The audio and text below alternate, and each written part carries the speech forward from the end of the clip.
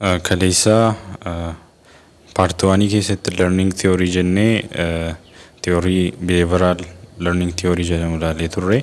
Theory'n itti aanu immoo operant or instrumental conditioning kan jedhudha jechuudha.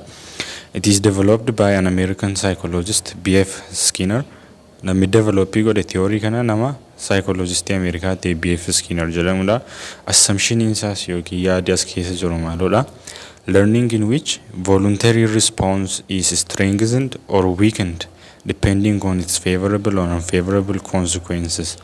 Learning akkamiti yookiin barumsa akkamiti inni kuni deebiin ta'e tokko bu'aa isaa irratti hundaa'uutiin kan inni ittiin strengthen ta'u yookiin jabaatu, kan inni ittiin weakened ta'u yookiin dadhabudha jechuudha.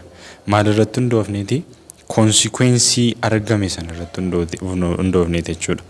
Responsiin sun immoo maalodha jechuudha? Voluntary yookiin kan fedha irratti hundaa'ee kennamudha jechuudha. Amma fakkeenyaaf barataan tokko yoo kitaaba isaa dubbisuu dhiisee kitaaba sana dubbisuu dhiisuunsaa barumsa isaa sana hordofuu dhiisuunsaa responsive voluntary ta'edha yookiin immoo deebii namni sun ofiisaatiin utuu hin dirqamin raawwatudha jechuudha.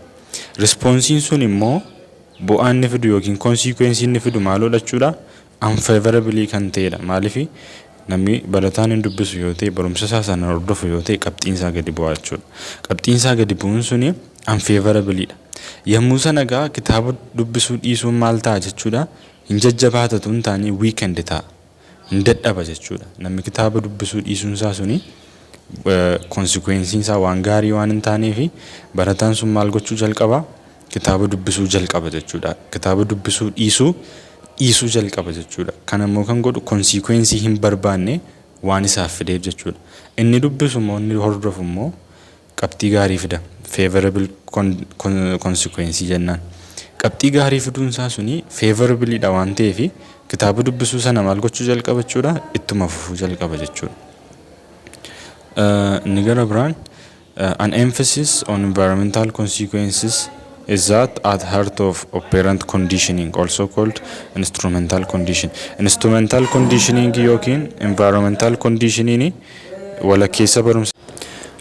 Inni gara biraan in operant conditioning an organism's response operates or produces effect on the environment.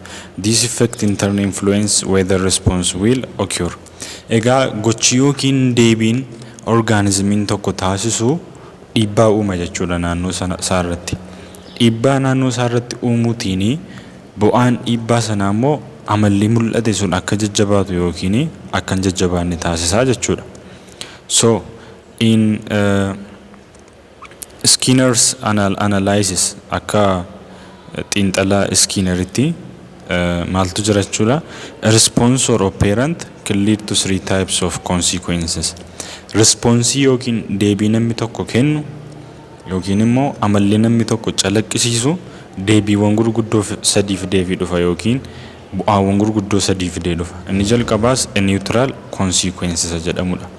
Neutral consequence'n dhiibbaan sun consequence'n sun faayidaas hin qabu miidhaas hin qabu jechuudha. Namni tokko waan tokko hojjetee yoo faayidaas hin qabu ta'e wanti inni hojjete sun bu'aansa miidhaas hin qabu yoo ta'e amalli suni hin jajjabaatu yookiin immoo gadi hin bu'u jechuudha.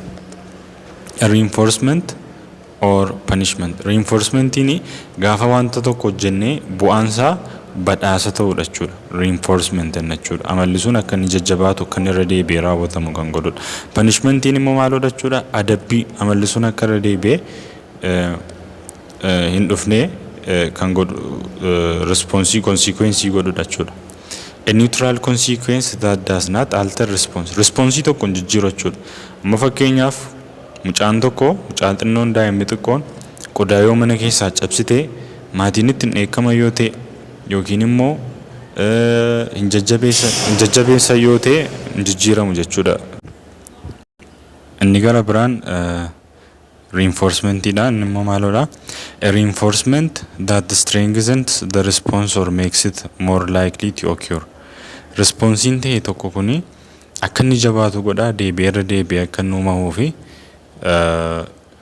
jajjabeessa jechuudha. Amma fakkeenyaaf mucaan tokko mana keessatti hojii gaarii yoo hojjette qodaa yoo miicitee mi'a yoo miicitee siree yoo haftee respoonsii jedhamanni.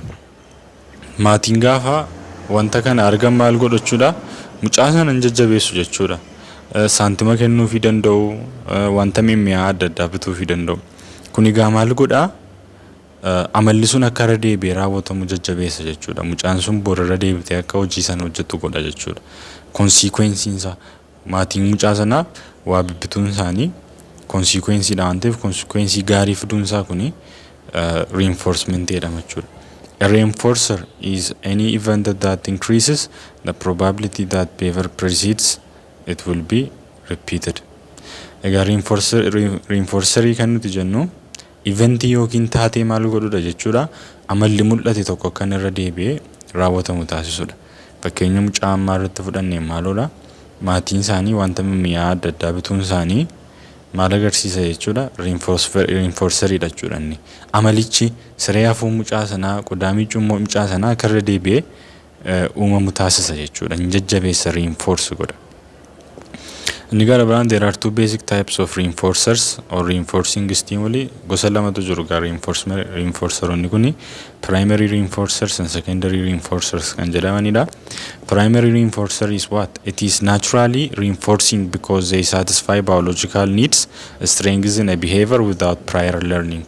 Primary reinforcer warri jedhamani consequence namni tokko waan tokko hojjechuurraan kan ka'e bu'aa gaarii hin argatu isa uumamaan dhufudha malee isa namaan uumame miti jechuudha wantichi. Fakkeenyaaf namni ta'e tokko gaafa kitaaba dubbisu respoonsii jedhamanni sana booddee konsiikwensiin kitaaba dubbisuu isaatii maal ta'uu qaba danda'a jechuudha. Boqonnaa sammuu argachuu biological needidha. Boqonnaa sammuu argachuun kun keessa isaa boqochuu danda'a. Deebi'ee namni tokko waan ta'e hojjetee nyaata yoo argata ta'e uffata nyaata argata yoo ta'e nyaata argachuun isaa achitti biological needidha. Bishaan argata yoo ta'e biological needidha. Warri kun primary reinforcer jedhamu jechuudha. Amalicha jajjabeessu natureedhaan wantoota nu barbaachisanidha. Secondary reinforcer are they reinforce behavior because of their prior association with primary reinforcing stimuli. Secondary reinforcer immoo amala tokko kan isaan jajjabeessanii kanaan dura primary reinforcing stimuli wajjiniin dhufanii jechuudha. Fakkeenyaaf namni tokko waan tokko hojjetee yoo qarshiin argatate yoo kabajan argatate yoo waancaan argatate badhaasa garaagaraan argatate inni kun maal jedhama jechuudha. Secondary reinforceridha jechuudha. Inni gara biraan both primary and secondary reinforcers can be positive or negative. Primary secondary response reinforcering kun immoo positive negative ta'uu danda'u. Maal jechuudha gaafa akkas jennu. It is a process positive in jechuudha. Positive reinforcement maalidha? It is a process whereby presentation of a stimulus makes behavior more likely to occur again.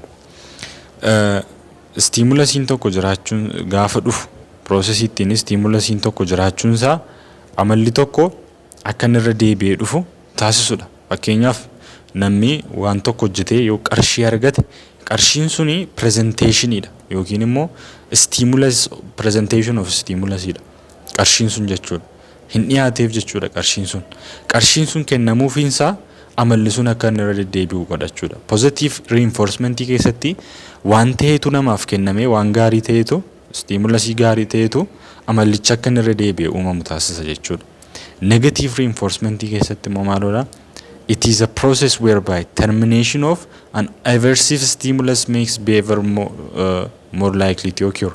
Inni kun immoo stimulusiin hamaa ta'e tokko kan jiru gaafa namni wanta gaarii hojjetu namarraa fuudhamuunsaa negative reinforcement jedhama jechuudha.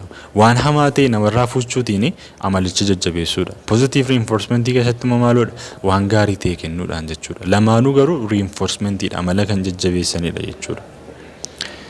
The basic principle of negative reinforcement is eliminating something aversive can itself be reinforcer or reward.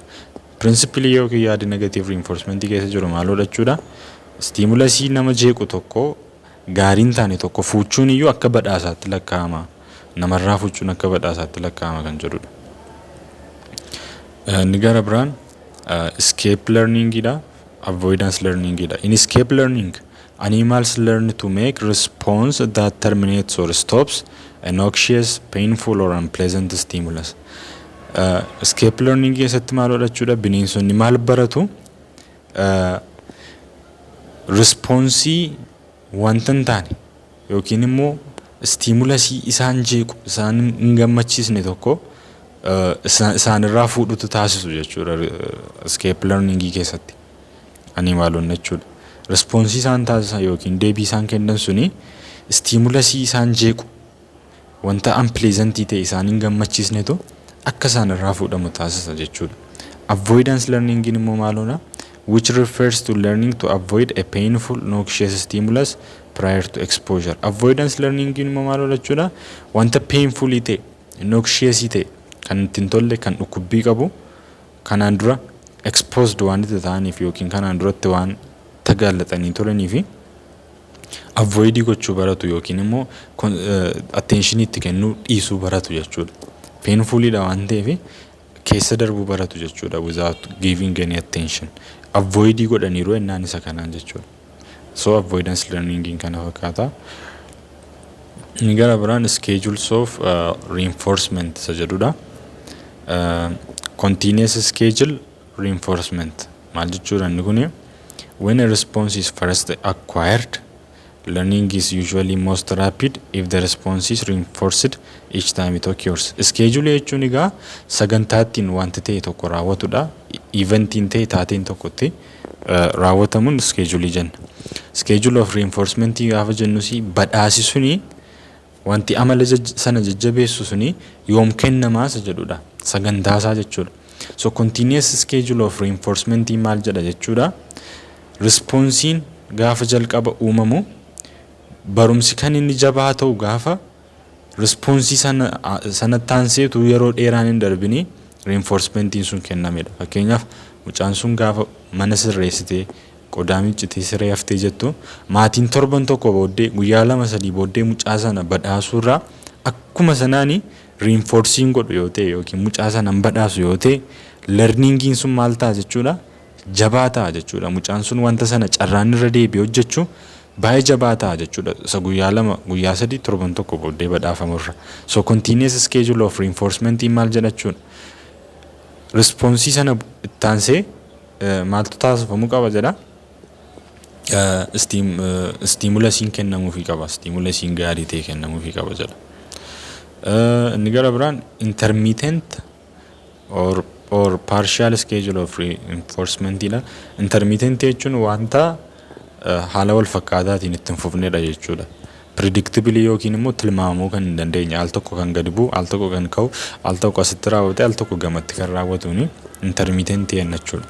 So which involves reinforcing only some response not all of them. Intermittent inga maalodha response hundumaa miti gaarii ta'uu malee consequences isaa response hundumaa osoo hin taane kan inni badhaasu response muraasa qofadha jechuudha. Mucaan sun hojii baay'ee hojjettelle mana yoo sirreessitee siree yoo haftee qodaa yoo miicitee kitaaba yoo dubbistee hunda isaa badhaasuu osoo hin taane achi keessaa muraasa badhaasuuni intermittent schedule of reinforcement jalatti walitti qabama. The response has become reliable. It will be more resistant to extinction if it is rewarded partially. Egaa akkasitti yoo badhaasanii jedha responsiin sun baduu hin danda'udha. Mucaan suni tasuma hojiiwwan gaarii hojjette sana hojjechuu dhiisuu hin dandeessu jedha yoo bifa intermittent ta'een badhaasna ta'ee jedha. Egaa intermittent schedule kana keessaa gosoota afurtu jiru. Isaanis fixed ratio schedule, variable ratio schedule fi fixed interval schedule fi variable interval schedule dha. Jarreen kun maal akka ta'an ilaalan na deemna jechuudha. Inni jalqabaa fixed ratio schedule dha. Occurs after a fixed number of response.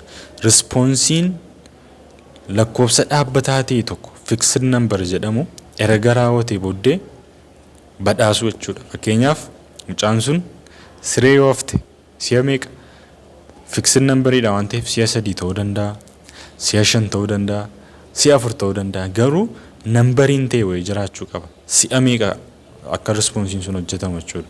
Sana booddee fixed number of responsiin sanarra gaafa geenyu badhaasuun fixed ratio schedule jedhama jechuudha. Produce high rate of responding. So responsii guddaan kan oomishaa deema jechuudha. Mucaan sun carraan wanta sanarra deddeebitee hojjechuutti fufaa deema jechuudha. Sababiin isaa amalli sun baay'ee jajjabaata isa kanaan. Performance sometimes drops off just after reinforcement. Reinforcement ittaanii maal ta'uu danda'a? Performansiin gadi bu'uu danda'a. Xinnoo mucaan sun demoralized ta'uu danda'a fakkeenyaaf. Garuu achitti nafa jechuudha. It is effective for motivating great amount of work. Hojii baay'ee gurguddaa ta'e hojjechiisuu keessatti inni kun baay'ee murteessaadha. Fixed number of responses jedhamu qabachuu qabna jechuudha as keessatti. Inni gara biraan variable ratio schedule dha. Inni immoo maalodha? It occurs after some average number of response. Inni kun immoo fixed number of response tun taane average number of response dha. Average number of response dha. Produces extremely high steady rate of response. Response baay'ee tasgabbaate yookiin immoo rate wal fakkaataatiin itti fufudhachuudha kan inni kun immoo nuuf uumu. Responses are resistant to extinction. Responsiin sun tasa extinct ta'uu danda'u yookiin baduu danda'u jechuudha. Amalli gaarii mucaan sun calaqqisiisu akkasumatti itti fufaa deema jechuudha as keessatti.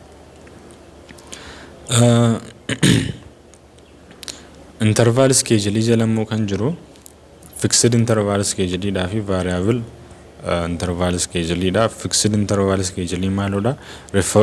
Reinforcement occurs only if fixed amount of time has passed since previous reinforcer. Egaa inni kun immoo maalodha? Fakkeenyaaf mucaatu qodaa miicca jenna.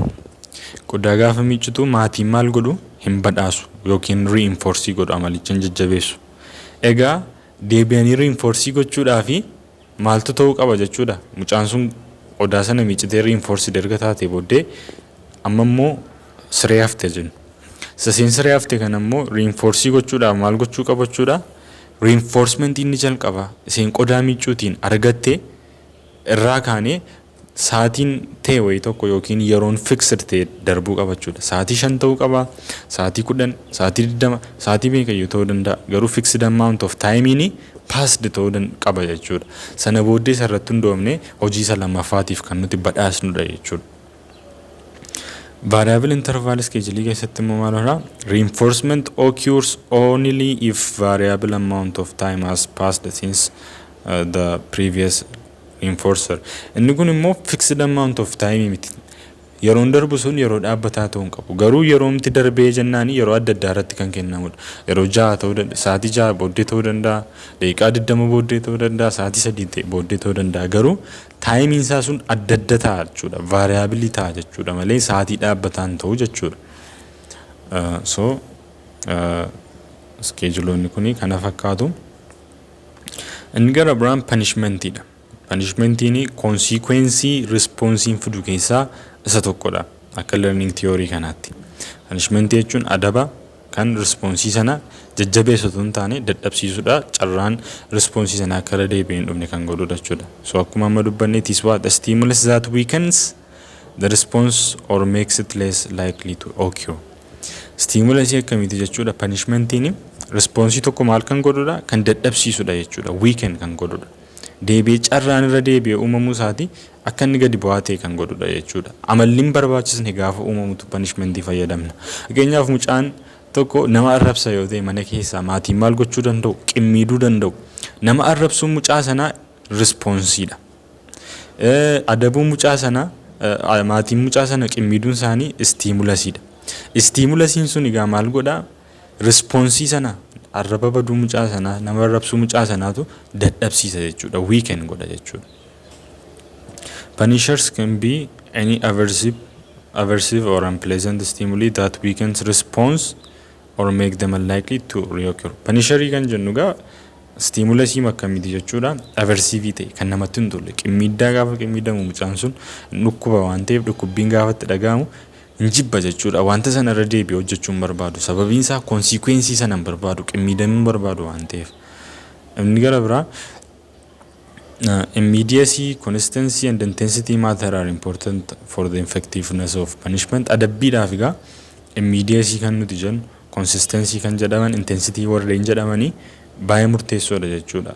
Isaan kun sirriitti eegamaniiru yoo ta'e adabbiin adabame mucaan suni bu'aa buusuu danda'a jechuudha yookiin amala sana discourage gochuu danda'a jechuudha yookiin weaken gochuu danda'a sirriitti. Like reinforcers, punishers can also be primary punisher, secondary punisher. Akkuma reinforcerota primary and secondary punisher itti qoodamu jechuudha punisheroonnis. Pain and extreme heat or cold are inherently punishing. Dhukkubbiin deebi'ee ho'a garmalee yookiin qorri garmalee maalodha jechuudha primary punisheridha. Isaan biologically jechuudha namarratti dhiibbaa kan isaan uuman. Akkas jechuun gaafa temperature guddaan uumamu discomfort yookiin immoo miira namatti hin taane namatti hin tolletu namatti dhagahama jechuudha qaama namaatti jechuudha. Uumamumaan wanta uumamuudhaan kuni qorra garmaleedhas yoo ta'e akkuma kanadha jechuudha. Secondary punisheriin immoo akkamittiin jechuudha amala tokko kan isaanii gadi buusanii yookiin dadhabsiisanii namaan kan uumamanidha. Isaan kan akka criticismii yookiin immoo qeeqa, demeritii, faayidaa dhabuu, catcall, scolding, fine, bad grade, qabxii gadi bu'aatee fiduun, adabbiin, rukutamuun, maatiidhaan reebamuun warreen kun secondary punisheridha. Deebi'anii maal godhu jechuudha discourage godhu jechuudha amala tokko gadi buusu jechuudha akka inni jajjabaanne godhu. Pros and cons of punishment. Pros and cons gaafa jennu faayidaadhaaf miidhaa punishmentiiti. Isa dura maal ilaaluu qabna? Immediacy, consistency and intensity matter are important for the effectiveness of punishment. Akkuma sila dubbannee turre maal jenne immediacy, consistency and intensity murteessoodha jenneera. Isaan immoo maaliin murteessoo akkamittiin punishmentii wajjin wal qabatu isa jedhu gaafa laallu immediacy ni jalqaba. When punishment follows immediately after the behavior to be punishment. Egaa adabbiin ta'e tokko yookiin punishmentiin tokko effectiveidha jechuudhaafi behaviorii tokko dhorkuudhaaf responsii tokko xiqqeessuudhaafi responsii sanatti taanee ta'uu qaba jechuudha. Mucaan sun fakkeenyaaf gaafa nama rabsu immediately daddafanii yoo hin adabu ta'e akkuma sanaani carraa nama illisuun gadi bu'uudha guddaa ta'a jechuudha. Inni gara biraan consistency inni immoo maalodha? When punishment is inconsistent, the behavior being punished is intermittently reinforced and therefore becomes resistant to extinction. Consistency inni immoo maalodha? Punishmentiin suni inconsistentidha yoo ta'e fakkeenyaaf mucaan sun arra nama arrabsee yoo adabame boru gaafa waan hin taane godhu hin adabamu yoo ta'e yeroo biraa gaafa godhus hin adabamu yoo ta'e walitti fufiinsaan punished ta'an deemu yoo ta'e inconsistentii bifa ta'een ta'a yoo ta'e behaviorin sun maal ta'a jechuudha gadi bu'uu yookiin responsii sana xiqqeessuun rakkisaa ta'a jechuudha. So consistency barbaachisaadha. Inni gara biraan intensityidha. In general terms, severe punishments are more effective than mild one. Intensity jechuun cimina adabbii sanaati.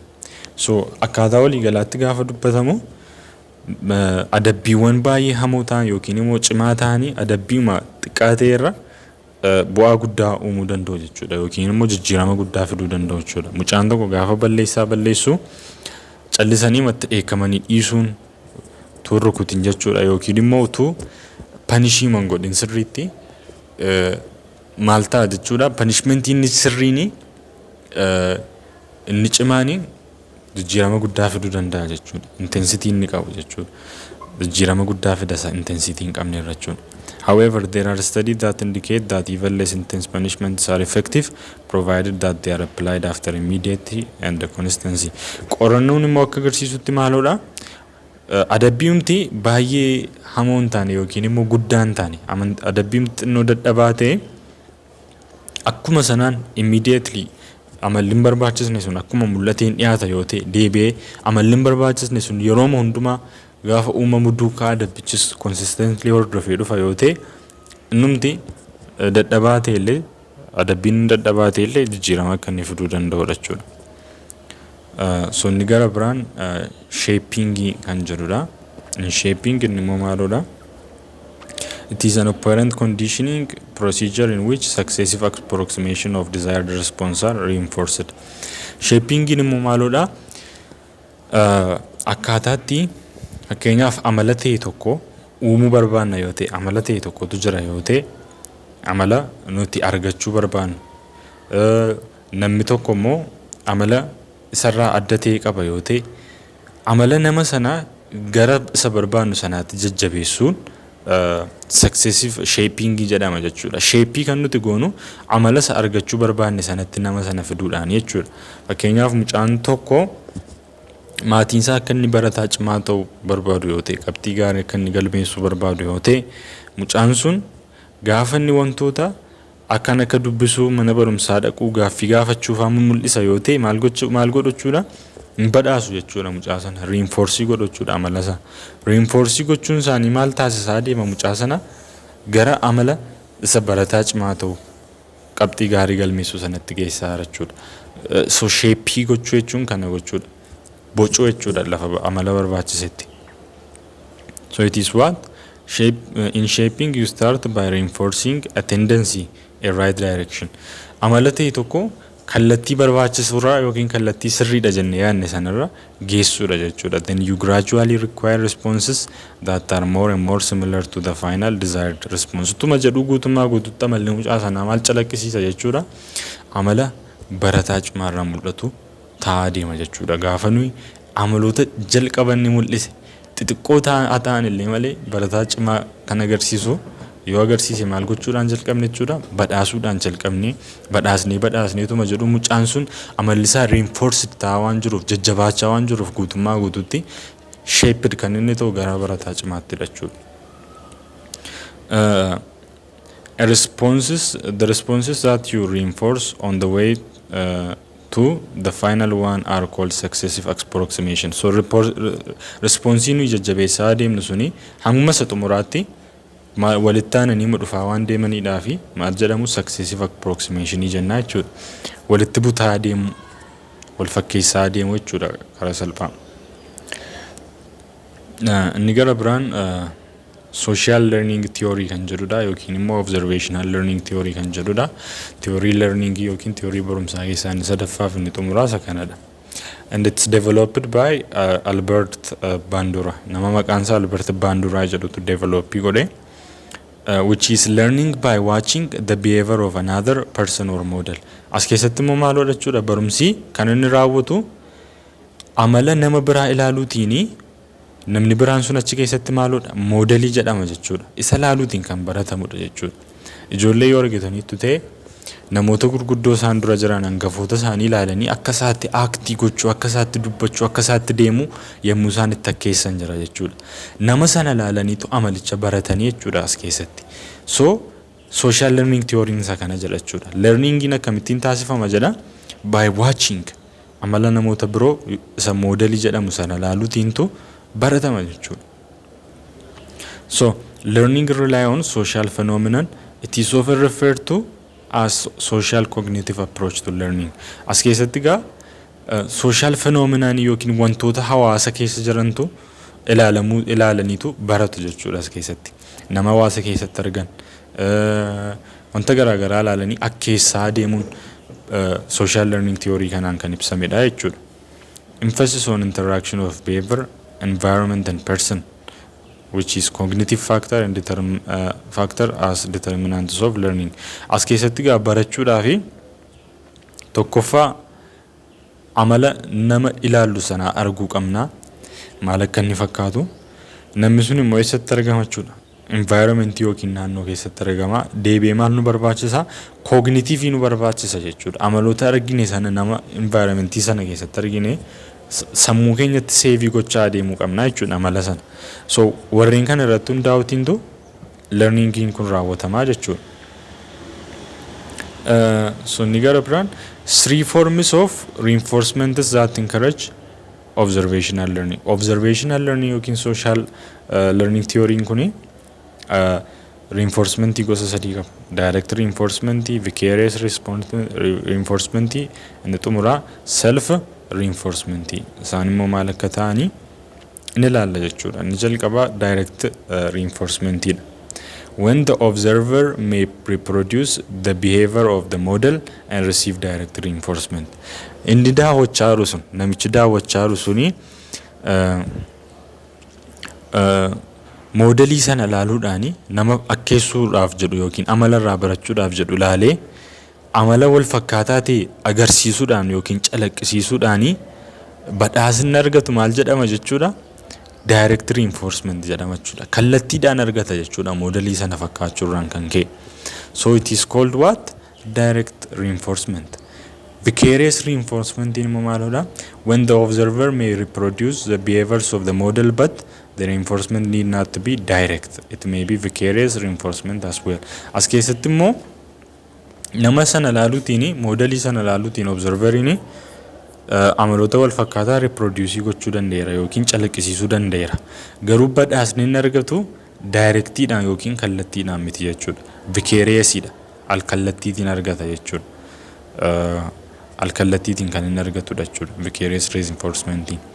So an observer may simply see others reinforced for a particular behavior and then increase his or her production of that behavior.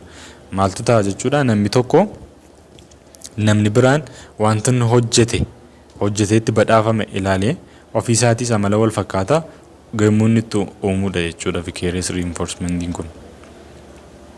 Inni gara biraan self reinforcement dha akkuma maqaan isaa jedhu self jechuun ofiin of badhaasuu jechuudha or controlling your reinforcer.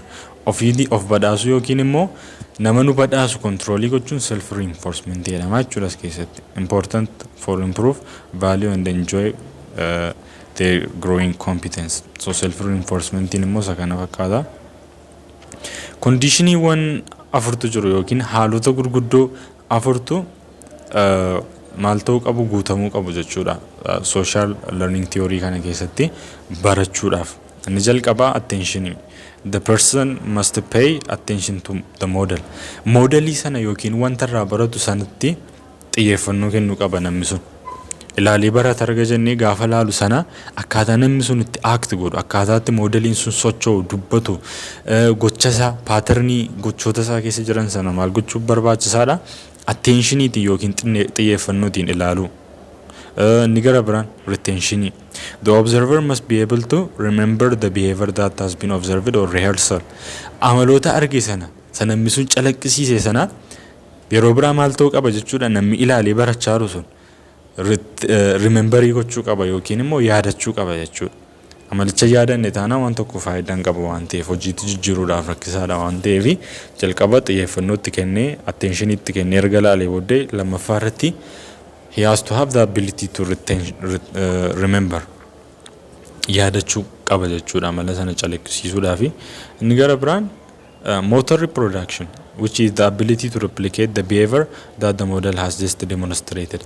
Inni sadaffaan amaloota arge sana jalqaba xiyyeeffannootti kennee erga ilaalee booddee lammaffaa irratti erga yaadatee booddee sadaffaa irratti isa yaadatti sana immoo ofiisaatti calaqqisiisuu yookiin immoo hojiitti jijjiiruuni wanta namni sun godhe argamuun isaa suni motor reproduction jennaa jechuudha. Inni sadaffaan immoo maalodha? Inni afuraffaan maalodha? Motivation. Learners must want to demonstrate what they have learned.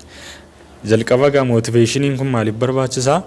Wanta arge sana namni suni wanta laalee xiyyeeffannootti kennee barate sana calaqqisiisuudhaaf maal isa barbaachisa jechuudha demonstrate gochuudhaaf yookiin agarsiisuudhaaf kaka'umsa qabaachuu qaba jechuudha. Kaka'umsi hin jiru yaanaan ofuma ilaale malee waan tokko bu'aa qabu jechuudha. Learning theory keessaa inni gara biraan cognitive learning theory kan jedhudha. Cognitive jechuun dandeettii yaaduu, mental ability, dandeettii xiinxaluu wantoota kana wajjin wal qabata. So cognitive learning theory maalodha? It's a process, thus mental process involved in knowing about the world. As such, they are important in perception, attention, thinking, problem solving and memory.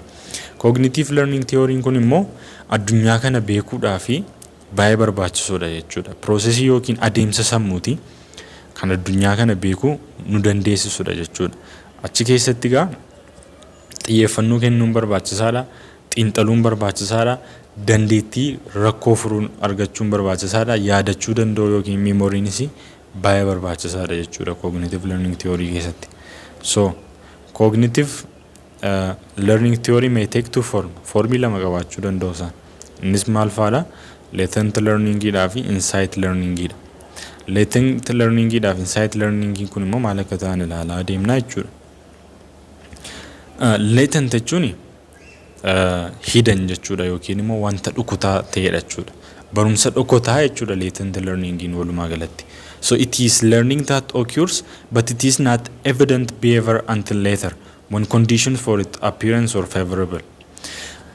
Latent learning kun hidden dha kan nuti jenneef yookiin barumsa dhokotaadha kan nuti jenneef wanti nuyi baranne sun haalotni akka inni mul'atu isa taasisu amma argamanitti amma argamnetti kan hin mul'annedha jechuudha. Garuu kan nuti beeknudha jechuudha. Akka beeknullee kan nuti hin beekne haalonni akka amaloonni sun yookiin akka beekumsi sun mul'atu isa dirqisiisan amma jirretti yookiin amma uumamnetti conditioning mul'achuu isaatiif favorability yookiin appearance isaatiif favorability hamma uumamnetti amalicha akka beeknu hin beeknu beekumsichi dhokotaa matee latentii matee ta'a jechuudha. It occurs when without reinforcement or particular response and seems to involve changes in the way information is processed. Learning is not immediately expressed. Inni kun immediately expressed kan hin taanedha yookiin kan hin ibsamnedha jechuudha. Ibsamuudhaaf yeroo ta'e tokkotti haalli ta'e tokko ibsamuu isaatiif mijataa gaafa haala gaafa mijeessitu uumama malee callisnee kan nuti argachuu dandeenyu miti jechuudha. Access gochuu dandeenyu miti jechuudha. Dhokotee mataa jechuudha sammuu keenya keessa. A great deal of human learning also remains latent until circumstances allow to require to be expressed. Egaa barumsi dhala namaa baay'een isaa akkamittiin jechuudha latent learning kanaanidha jechuudha. Haalatu akka inni mul'atuuf mijeessaa fi malee calliseema yeroo barbaannetti kan argachuu dandeenyu miti jechuudha. Fakkeenyaaf daree barnootaa keessatti utuu barsiisaan barsiisu wanta kanaan dura baranneef gaafa yaadannu baranneerra garuu waan irraanfanne nutti fakkaachuu danda'a yookiin akka beeknu irraanfanneerra ta'uu danda'a. Garuu haalli yaada akka nu yaadannu nu godhu sun gaafa nutti dhufu lafa dhokote sanaati beekumsi sun hin argama jechuudha. This is what we call latent learning. Nigara brand insight learning gidan immoo maalodha? It's a cognitive process whereby we recognize our perception of a problem. Inni kun immoo cognitive yookiin immoo adeemsa xiinxala sammuu ta'e kan nuti ittiin rakkoo ta'e tokkoof deebii argannudha jechuudha. Akkaataa addaatiin ilaaluutiin rakkoo tokko deebii yommuu nuyi battalatti argannu insight learning jedhama jechuudha. A typical insight situation where a problem is posed, a period follows during which no apparent progress is made and then the solution comes suddenly. Fakkeenyaaf gaaffii tokkotu nutti dhufa. Gaaffii nutti dhufu sanaaf jalqaba deebii argachuu hin dandeenyu. So teenyetuma xiinxalluutu maaltu ta'a jechuudha. Akka dingataatu deebii yookiin solutioniin hin dhufa jechuudha. Dingatuma jechuudha bakka inni dhufe tun beekamin. So inni kun insight learningidhaaf fakkeenya jechuudha. So human beings who solve problem insightfully usually experience a good feeling called aha experience. Egaa utuu gaaffii ta'eef deebii barbaadanii akka dingataa deebiin sun gaafa namaaf dhufu muuxannoo kamitaa jechuudha yookiin immoo maal experience goona jechuudha. Aha kan jedhu. Aha akkas ture, aha sana ture isa jedhamu jechuudha. Deebiin sun akka dingataa gaafa namatti yaadatamu jechuudha. Isa kanadha jechuudha insight learning. Sometimes, for example, people even wake up from sleep with a solution to a problem when they had not been able to solve during the day. Namoonni guyyaa gaaffii hojjechuu dadhaban halkan gaafa rafanii hirribaa ka'an ganama gaaffii sanaaf deebii argachuu danda'u jechuudha. So inni kunis insight learning keessaa isa tokkodha. So freshman psychology chapter 1 chapter 3 kana fakkaata jechuudha.